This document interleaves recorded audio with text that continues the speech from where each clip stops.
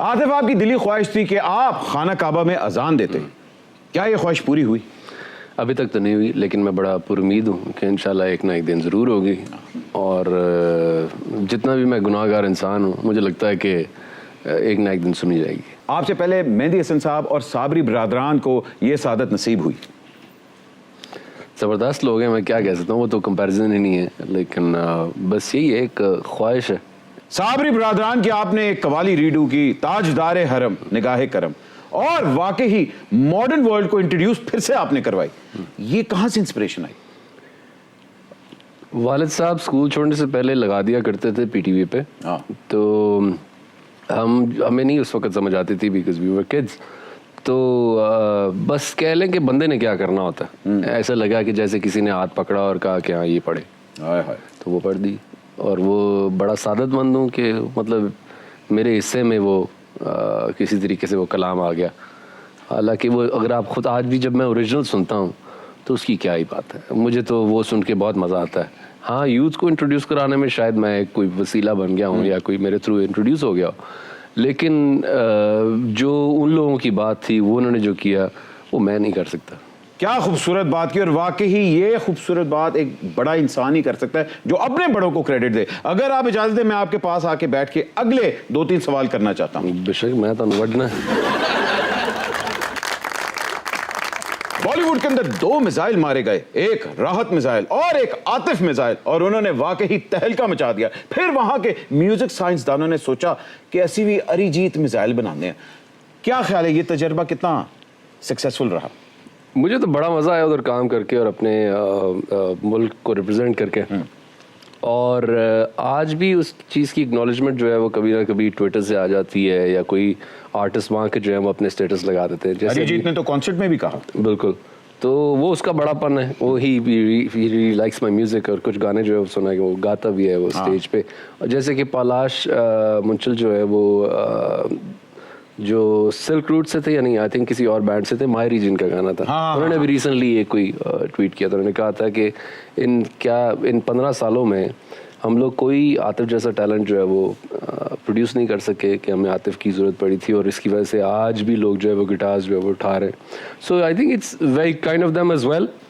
वो लोग इस चीज़ को सराहते भी हैं, इस चीज़ को अप्रिशिएट करते हैं, लेकिन मुझे नहीं लगता कि टैलेंट की जो है वो इधर कमी है या उधर कमी है। हम लोगों ने बहुत वहाँ काम किया है, अब ये और सबसे ज्यादा आपने और राहत ने, दोनों ने। बेशक, और फिर वही बात कहूँगा कि ये नसीब में था, और ये हमारे उसमें था, इख्तियार में बिल्कुल नहीं था। अच्छा, हम लोग गए वहाँ पे, हमने गाया, बस हिट हो गए। बस हिट नहीं हुए, बस हिट के बाद इम्पैक्ट अभी तक छोड़ा हुआ है। वो फिर अल्लाह की करनी है। वो अल्लाह की करनी है, वो जिसे दे वो जिसे अता करे। पाकिस्तान में म्यूजिक इंडस्ट्री का तो अब ये हाल है कि वाकई ही ओल्ड या न्यू सिंगर्स के पास सिर्फ एक प्लेटफॉर्म रह गया, वो है खान साहब का कंटेनर। तो म्यूजिक के इस डाउनफॉल पे आप क्या कहेंगे? कुछ आ भी रहे हैं, नए लोग गा रहे हैं, सोशल मीडिया पे कर रहे हैं काम। हाँ, उतने बड़े लेवल पे नहीं कर रहे, लेकिन थोड़ी सी एक अजीब सी बात है, अजीब सी बात लगती है, क्योंकि अभी मुल्क ही नहीं ठीक है, खाने को पैसे नहीं है, खाने को रोटी नहीं है, खाने को कुछ नहीं है, रहने के लिए जगह नहीं है, बंदा म्यूजिक बना के की कर लेगा, you know what I mean. लेकिन म्यूजिक से ऐसी चेंजेस आई हुई हैं, पॉलिटिकल हो या स्पिरिचुअल, म्यूजिक तो वहां होता है। हाँ, ये वैसे आपसे बेहतर कौन जान सकता है, बिकॉज मैडम जी ने जो किया है म्यूजिक के साथ, यू नो, जब वॉर थी, उन्होंने कहा क्या बात है।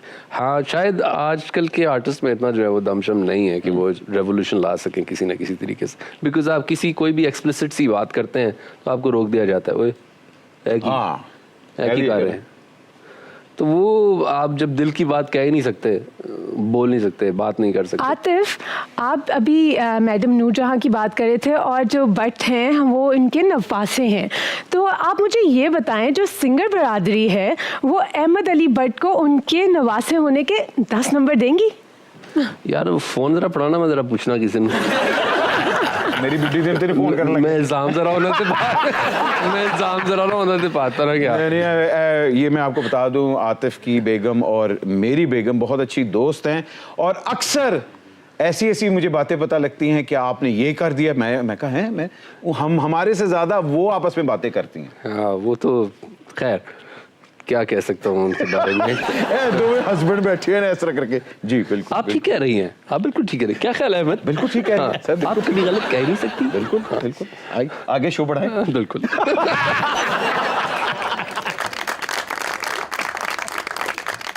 खुदा आज पता चल गया सुपर ओवर में, जैसे मैं जोधाबाई का ताबेदार हूँ, आप भी ताबेदार ही निकले हैं।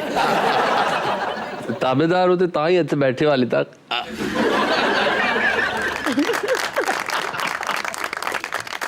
आपको राहत फतेह अली खान साहब को मेगा स्टार बनाने में बॉलीवुड की कितनी कंट्रीब्यूशन है?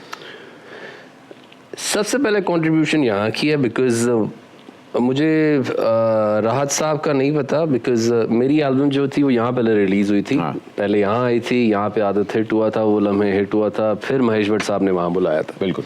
और जब वहाँ गए थे तो उसके बाद ऑफ कोर्स उनका मीडिया जो है वो बहुत बड़ा है और लोगों तक उनकी रीच है, तो बॉलीवुड में एक बहुत ज़्यादा एक लहर सी आ गई थी और उनको उस टैलेंट को जो मार्केट किया था, ये वाकई उन पे क्रेडिट जाता है कि उन्होंने उसको बहुत ठीक तरीके से मार्केट किया था और लोगों तक पहुंचाया था।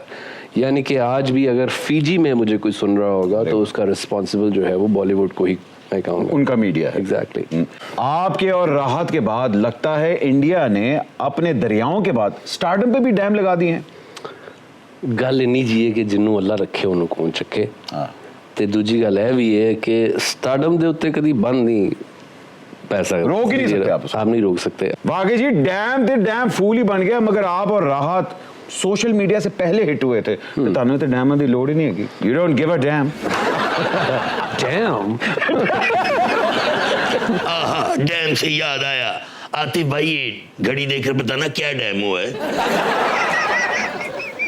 ਹਾਲੀ ਵੀ ਤੁਹਾਨੂੰ मतलब ਘੜੀਆਂ ਦਾ ਸ਼ੌਕ ਹੈ ਵੇ।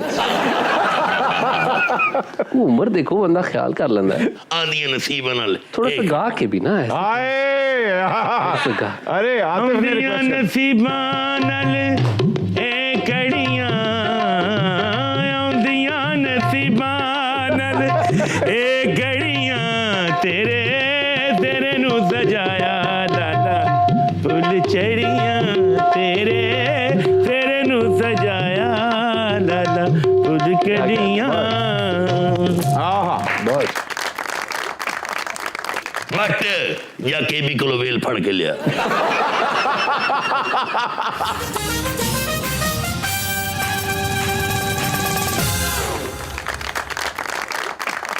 अल्लाह तामिल है ना, फेमस है ना, अल्लाह चेन्नई ना आमिद है ना, चेन्नई का फेमस म्यूजिक डायरेक्टर हूँ। ओ क्या क्या नाम है आपका?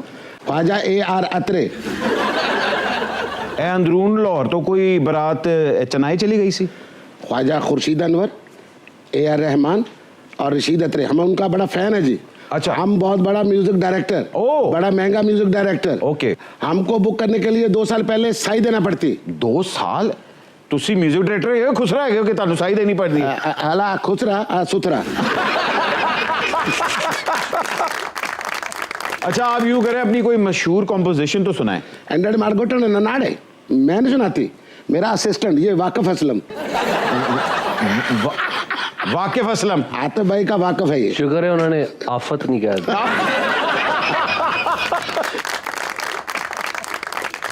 वही वाला आफत। आप लगता वही है जो आपने बोला। अच्छा ठीक। हाँ, लेकिन मैंने जानबूझ के नहीं बोला। वाकिफ सुनाओ। फिक्की पैगी चन तारे आंदी लो, फिक्की पैगी चन तारे आंदी लो, तू अजे भी ना झिम्पा छिपा छिपा झिम्पा झिम्पा, तू अजे भी ना आयो सजना, टारा डाडा डी डाडाऊं, फिक्की पैगी चन तारे आंदी लो। की बना बैठा।